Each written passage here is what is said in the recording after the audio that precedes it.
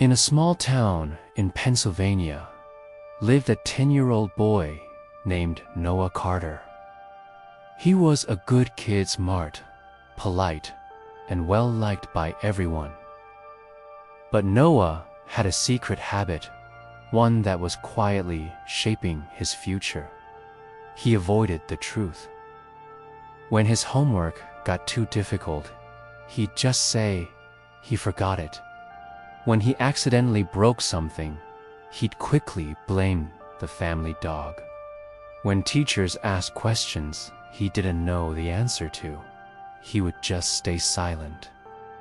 The lies were always small, almost harmless, or at least that's what Noah wanted to believe.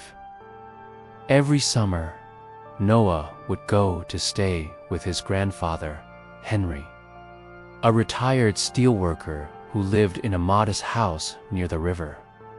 Grandpa Henry wasn't a loud or strict man. He spoke slowly, worked with incredible patience, and believed in one simple rule above all else. Truth may hurt once, he often said, but lies hurt forever. Noah didn't really understand what that meant. Not yet. One sunny afternoon, Grandpa Henry asked Noah to help him clean out the garage.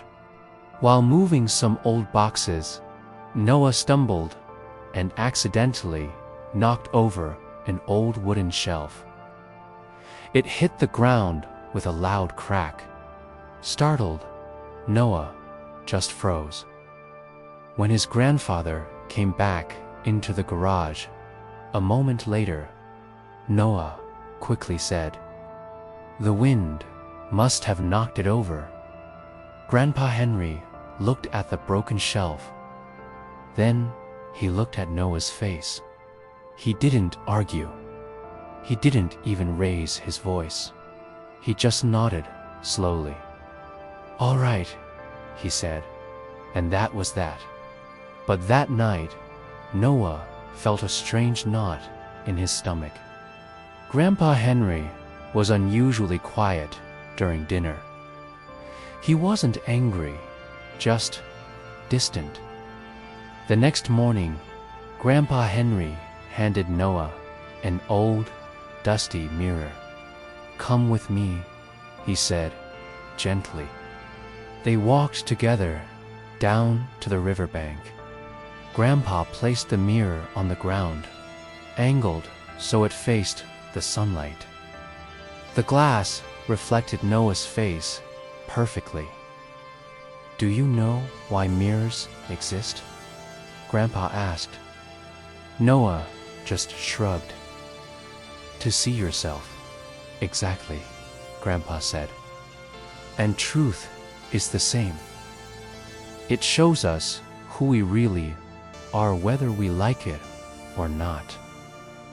Then Grandpa Henry told Noah a story. When he was a young man, he worked at a massive steel factory. One day, he noticed a tiny hairline crack in a crucial support beam. He knew reporting it would mean stopping production for the day and admitting a mistake. So he stayed quiet. Weeks went by, and that tiny crack grew. Then, one afternoon, the beam failed. Machines were destroyed. People were hurt. The factory was forced to shut down.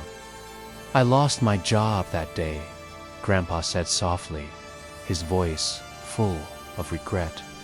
But what was worse, Sai carried the guilt of that silence for years. Noah listened, feeling his chest tighten with every word. "One small truth," Grandpa continued, "could have saved everyone so much pain."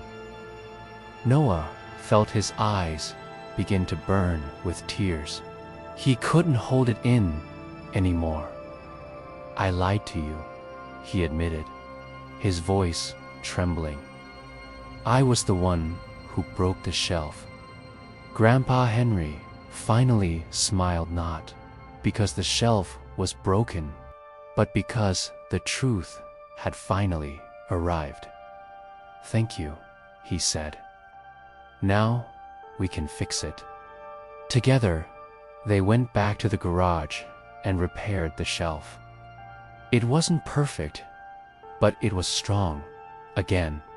Back at school, Noah faced another moment of truth. He hadn't studied for a big math test. The old Noah would have made up an excuse, claimed he was sick, but this time he raised his hand. "I didn't understand the lesson," he told the teacher. She just nodded and offered to help him after class. That small moment of honesty changed everything for him. Years passed. Noah grew into a confident and responsible young man, respected for his integrity. When problems came up, he faced them head on. When he made mistakes, he owned them immediately. And with each honest act, he found that life became easier, not harder. At his high school graduation, Noah looked out into the crowd and spotted Grandpa Henry. He was holding that same old mirror, but now it was polished and clean, glinting in the light. Noah smiled. He finally understood the lesson. The truth can feel uncomfortable at first, but lies grow quietly in the dark until they destroy everything around them.